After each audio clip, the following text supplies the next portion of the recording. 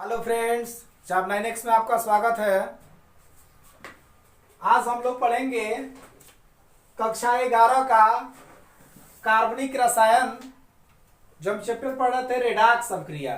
Redox अभिक्रिया का आज हम लोग भाग 2 पढ़ेंगे, पार्ट 2 पढ़ेंगे, जिसमें देखिए रेडॉक्स अभिक्रिया में हम लोग भाग 1 में कुछ टॉपिक पढ़े थे, जैसे ऑक्सीकरण पढ़े थे, अपचयन पढ़े थे।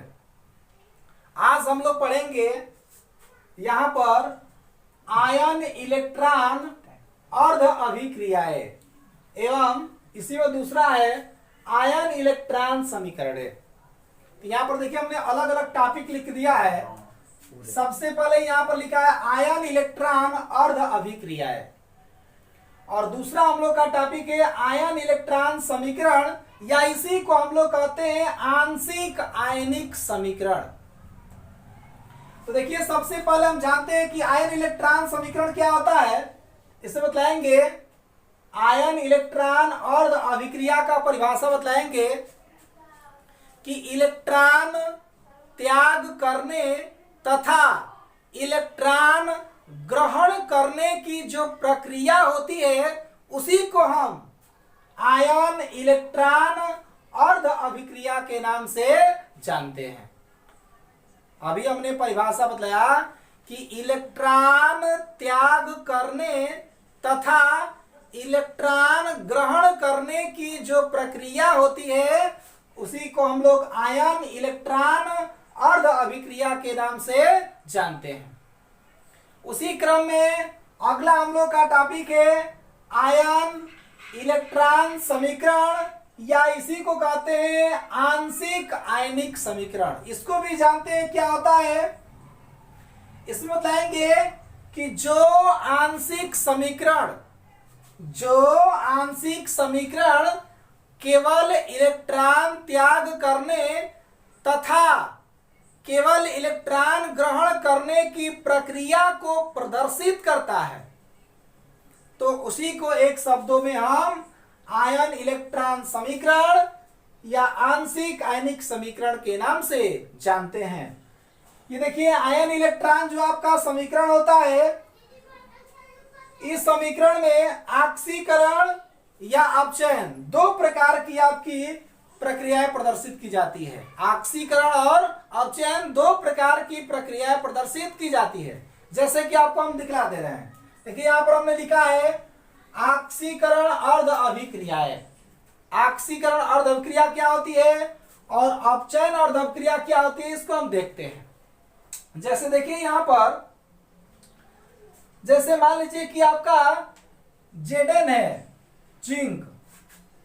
जिंक जैसे ही 2 इलेक्ट्रॉनों का त्याग करता है, जिंक जैसे ही अगर 2 इलेक्ट्रॉनों का त्याग करता है तो Zn पर क्या होता है, डबल प्लस होता है, या ऐसे भी लिख सकते हैं Zn पर 2 प्लस होता है।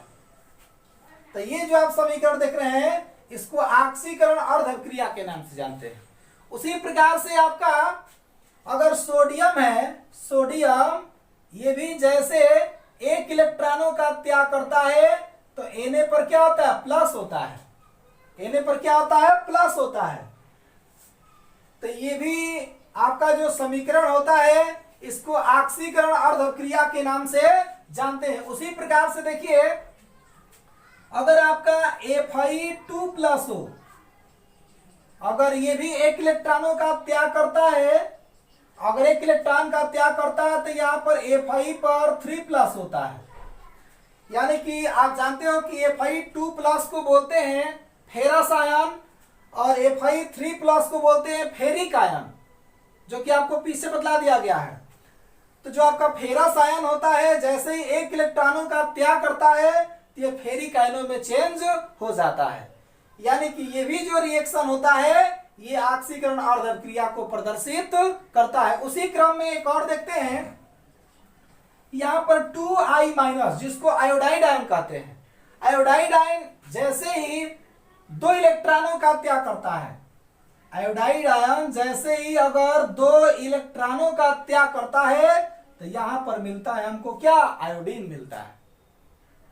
यानी कि ये सभी जो हमारा समीकरण होता है ऑक्सीकरण अर्ध अभिक्रिया को प्रदर्शित करता है। उसी प्रकार से अगला हम लोग का है अपचयन अर्ध अभिक्रिया। जैसे इसमें देखिए, अगर आपका Cl2 है, अपचयन में आप जानते भी हो कि इलेक्ट्रॉन ग्रहण किया जाता है, तो Cl2 यानी कि क्लोरीन जैसे ही 2 इलेक्ट्रॉनों को ग्रहण करता है तो यहाँ पर 2Cl माइनस यानी कि क्लोराइड आयन में क्या होता है, चेंज हो जाता है।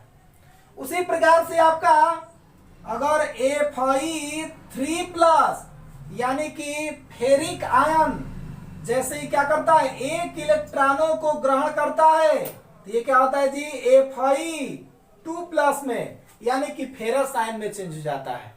उसी प्रकार से अगर यहां पर हम 2Hg2 प्लस को ले, यहां पर जैसे ही Hg2 प्लस Hg2 प्लस 2 इलेक्ट्रॉनों को ग्रहण करता है तो क्या होता है जी, यहां पर आपको मिल जाता है Hg2 प्लस, यानी कि देखिए यहां पर जो आवेश की संख्या है वो 2 दूनी का 4 है और 4 आवेश है, और जैसे ही 2 निगेटिव आवेश को ये ग्रहण करता है तो इसके 2 पॉजिटिव आवेश समाप्त हो जाते हैं और इस प्रकार Hg2 प्लस यानी कि यहाँ पर 2 आवेश आपका बचता है। तो इसको बोलेंगे आप, देखिए यहाँ पर आवेशों की संख्या अधिक है तो इसको बोलेंगे मर्क्यूरिक आयन, और इस पर आवेश की संख्या कम है तो इसको बोलेंगे मर्क्यूरस आयन। और इस प्रकार से यहाँ पर जो भी हमने समीकरण लिखा है ये भी अपचयन अर्ध अभिक्रिया को प्रदर्शित करता है। देखिए हम लोग अगला वीडियो देखते हैं, ऑक्सीकरण अपचयन अभिक्रियाएं, या इसी को हम रेडॉक्स अभिक्रिया के भी नाम से जानते हैं। यहाँ पर लिखा गया है ऑक्सीडेशन रिडक्शन रिएक्शन, या इसी को हम रेडॉक्स रिएक्शन भी कह सकते हैं। देखिए इसमें हम लोग को जानना है कि ऑक्सीकरण अपचयन अभिक्रिया क्या होती है या रेडॉक्स अभिक्रिया क्या होती है। देखिए कक्षा 10 में एक परिभाषा पढ़े होंगे, इसका परिभाषा रेडॉक्स अभिक्रिया का परिभाषा बताया जाता है कि वह अभिक्रिया जिसमें ऑक्सीकरण तथा अपचयन दोनों अभिक्रियाएं एक साथ एक ही समय पर संपन्न होती है, तो इस प्रकार की अभिक्रिया को हम ऑक्सीकरण अपचयन अभिक्रियाएं या इसी को हम लोग रेडॉक्स अभिक्रिया के नाम से जानते हैं। लेकिन देखिए इसी ऑक्सीकरण अपचयन अभिक्रिया या रेडॉक्स अभिक्रिया का एक और परिभाषा हम जानेंगे। इसमें बताएंगे कि जिन रासायनिक अभिक्रियाओं में एक पदार्थ से दूसरे पदार्थ में इलेक्ट्रॉनों का स्थानांतरण होता है, तो इस प्रकार की अभिक्रिया को भी हम ऑक्सीकरण अपचयन अभिक्रियाएं या इसी को हम रेडॉक्स अभिक्रिया के भी नाम से जानते हैं। बताएंगे जिन रासायनिक अभिक्रियाओं में एक पदार्थ से दूसरे पदार्थ में इलेक्ट्रॉनों का स्थानांतरण होता है, तो इस प्रकार की अभिक्रिया को हम रेडॉक्स अभिक्रिया के नाम से जानते हैं। देखिए रेडॉक्स अभिक्रिया के बाद इसी में अगला टॉपिक है आप लोग का ऑक्सीकारक, जिसको एक शब्दों में हम लोग उपचायक के नाम से जानते हैं। ऑक्सीकारक या उसी का दूसरा नाम होता है उपचायक। देखिए इसका ऑक्सीकारक या उपचायक का परिभाषा हम ये बताएंगे, जैसे कि आप जानते हैं कि ऑक्सीकारक या उपचायक अभिक्रिया में हमेशा अपचयन की क्रिया होती है। अपचयन का मतलब ये होता है कि इसमें इलेक्ट्रॉनों को ग्रहण किया जाता है, इसमें इलेक्ट्रॉनों को ग्रहण किया जाता है, इसीलिए इसका ऑक्सीकारक या उपचायक का परिभाषा बता सकते हैं कि रेडॉक्स अभिक्रिया में जिस पदार्थ का अपचयन होता है, रेडॉक्स अभिक्रिया में जिस पदार्थ का अपचयन होता है उसी को हम ऑक्सीकारक या उपचायक के नाम से जानते हैं। या इसका एक और परिभाषा बता सकते हैं कि रेडॉक्स अभिक्रिया में जो पदार्थ रेडॉक्स अभिक्रिया में जो पदार्थ इलेक्ट्रॉनों को ग्रहण करता है तो उसको भी एक शब्दों में हम आक्सीकारक या उपचायक के नाम से जानते हैं। इसी क्रम में हम लोग का अगला टॉपिक है अपचायक। अपचायक, तो देखिए अपचायक में हमेशा ऑक्सीकरण की क्रिया होता है और ऑक्सीकरण की क्रिया में इलेक्ट्रॉनों को निर्मुक्त किया जाता है, इलेक्ट्रॉन का त्याग किया जाता है। इसीलिए आपको बतलाना है अपचायक के परिभाषा में कि रेडॉक्स अभिक्रिया में जिस पदार्थ का ऑक्सीकरण होता है, रेडॉक्स अभिक्रिया में जिस पदार्थ का ऑक्सीकरण होता है तो उसी को एक शब्दों में हम क्या अपचायक के नाम से जानते हैं। या अथवा करके इसका एक और परिभाषा बतला सकते हैं कि रेडॉक्स अभिक्रिया में जो पदार्थ, रेडॉक्स अभिक्रिया में जो पदार्थ इलेक्ट्रॉनों को क्या करता है, इलेक्ट्रॉनों का त्याग करता है तो उसको भी एक शब्दों में हम क्या अपचायक के नाम से जानते हैं। जैसे देखिए हम आपको बता रहे हैं, आपको रेडॉक्स अभिक्रिया भी समझा रहे हैं और रेडॉक्स अभिक्रिया में ही आपको हम आक्सीकारक और अपचायक को भी समझाएंगे। देखिए यहां पर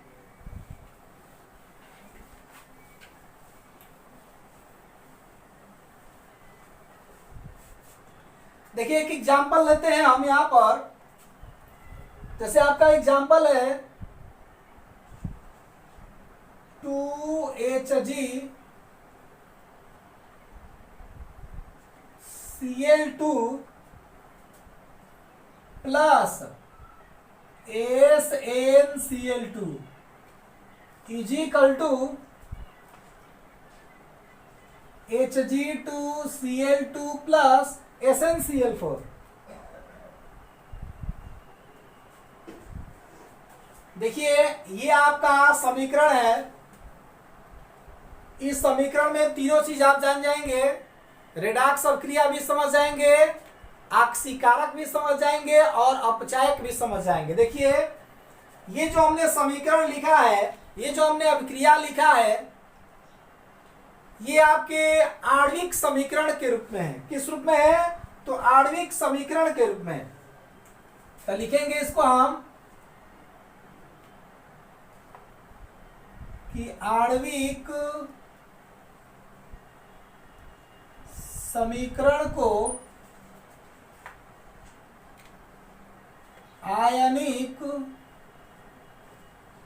आयनिक समीकरण में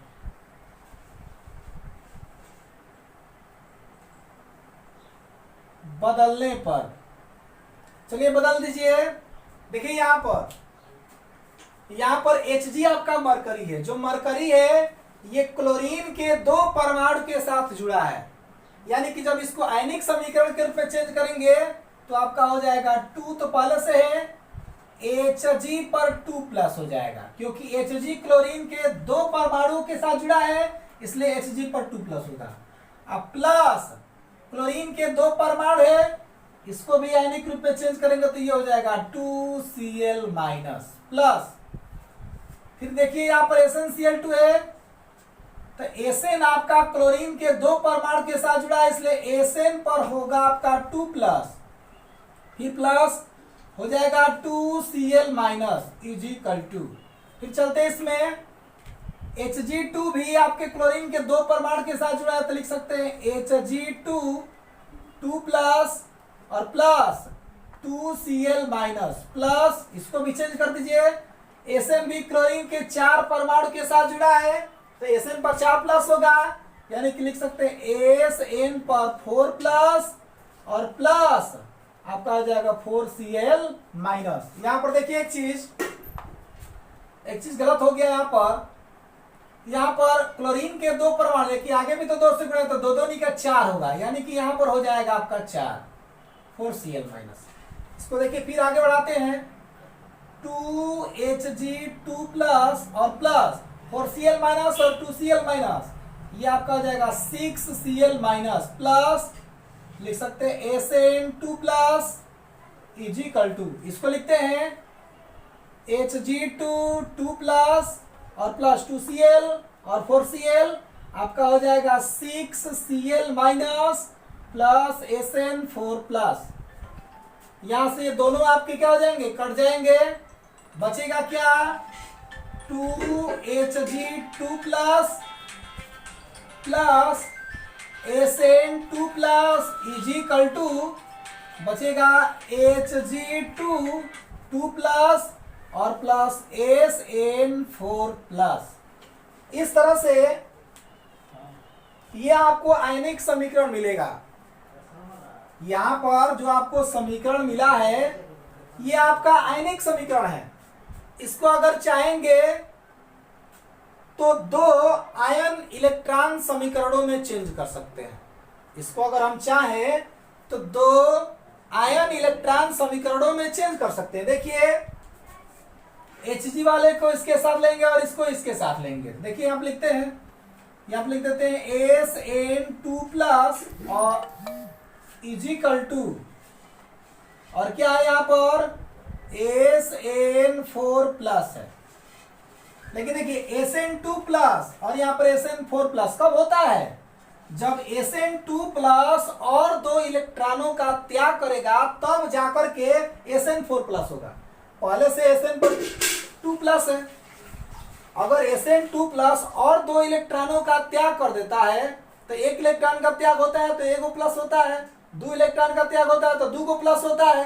तो यहाँ पर SN2 प्लस पहले से है और SN2 प्लस और दो इलेक्ट्रॉनों का त्याग कर देगा तो SN4 प्लस हो जाएगा। लेकिन आपको यहाँ पर क्या करना पड़ेगा, 2e माइनस को दर्शाना पड़ेगा।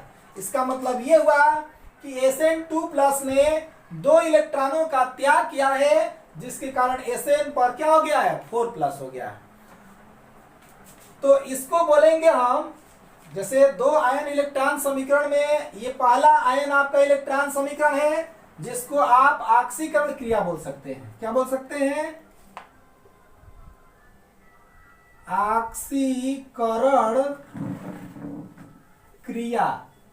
उसी प्रकार से इसमें एक और प्राप्त कर सकते हैं, जैसे यहां पर 2Hg2 प्लस है और इजिकल टू फिर क्या जी आपका ये है Hg2 और 2 प्लस।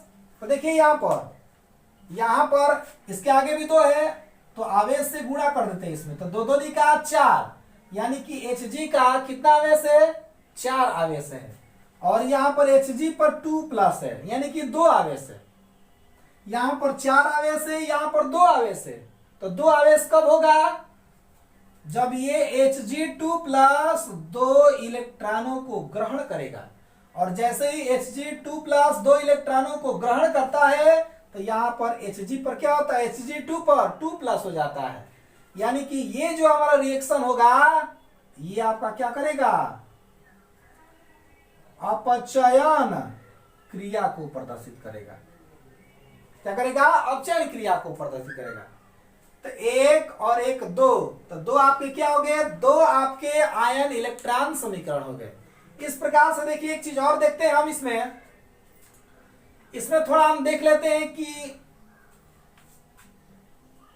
इसमें हम थोड़ा देखेंगे कि रेडॉक्स अभिक्रिया के बारे में, ऑक्सीकारक के बारे में और अपचायक के बारे में। थोड़ा इसको नीचे हम लिखते हैं, यहां पर देखिए 2Hg2 प्लस और plus SN2 plus is equal to, फिर देखिए यहां पर Hg2 पर 2 प्लस और प्लस यहां पर SN4 प्लस है। तो देखिए यहां पर इसको हम इसके साथ ले लेते हैं और इसको हम इसके साथ ले लेते हैं। ध्यान दीजिएगा आप, यहां पर देखिए SN पर 2 प्लस है और यहां पर SN पर 4 प्लस है। इसका मतलब क्या हुआ कि SN2 प्लस ने दो इलेक्ट्रॉनों का त्याग किया है जिसके कारण SN पर क्या हो गया है, 4 प्लस हो गया है। तो आप जानते हैं कि जब इलेक्ट्रॉनों का त्याग होता है तो इसको लिखेंगे -2e। तो इलेक्ट्रॉनों का त्याग किसमें होता है, तो इलेक्ट्रॉनों का त्याग हमारा ऑक्सीकरण में होता है। तो इसके ऊपर लिख देंगे क्या, ऑक्सीकरण।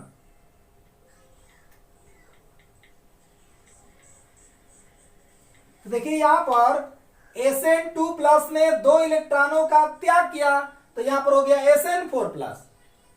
यानी कि यहां पर ऑक्सीकरण की क्रिया हुई है, तो ऑक्सीकरण की क्रिया किसमें होती है?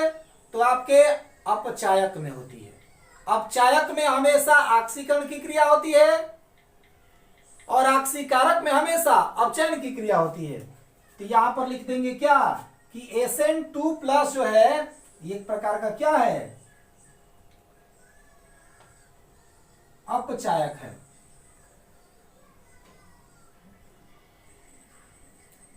उसी प्रकार से देखिए यहां पर आवेश की संख्या 2 2 के 4, यहां पर आवेश आपके 4 है और यहां पर आवेश आपका 2 ही है। यानी कि यहां पर क्या हुआ है? यहां पर आवेश अधिक है और यहां पर आवेश कम है। यानी कि Hg2+ ने 2 इलेक्ट्रॉनों को ग्रहण किया है।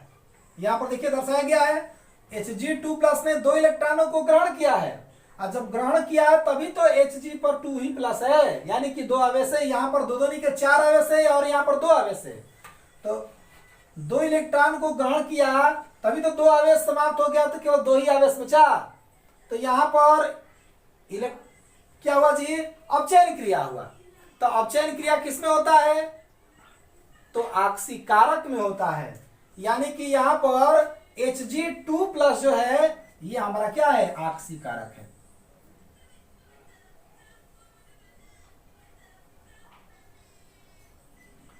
और इस तरह से आपका ये जो रेडॉक्स अभिक्रिया और ऑक्सीकारक और जो आपका अपचायक था ये समाप्त हुआ। इसी क्रम में देखिए हम इसमें कुछ नोट भी जानेंगे। बोलिए।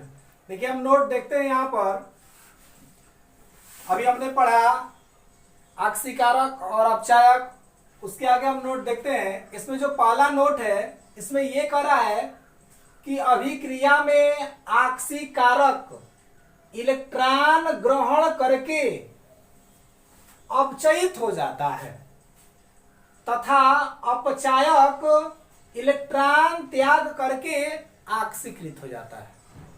उसी प्रकार से आपका दूसरा टॉपिक है कि रेडॉक्स अभिक्रिया में, चाहे इसको आप ऑक्सीकरण अपचयन अभिक्रिया भी कर सकते हैं, तो बताएंगे आप रेडॉक्स अभिक्रिया में इलेक्ट्रॉनों का स्थानांतरण होने के कारण तत्वों की जो संयोजकता होती है, बैलेंसी जो होती है, उसमें परिवर्तन होता है। यानी कि संयोजकता आपकी घट भी सकती है और संयोजकता आपकी बढ़ भी सकती है।